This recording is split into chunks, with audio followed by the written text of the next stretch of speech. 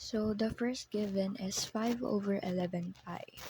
5 over 11 pi times 180 over pi divided by 11 is equals to 81.81 degrees. So the second given is negative 10 pi. Negative 10 pi over 1 times 180 is equals to 1800 degrees. For the third given is we have 3.45. 3.45 times pi over 180 is equals to 621. So 621 divided by 3.14 is equals to 197.77 degrees. So for our fourth given is we have 275.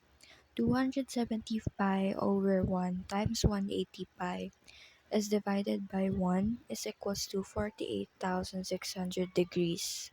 So for our last given is we have negative 3.15. Negative 3.15 times pi over 180 is equals to negative 567.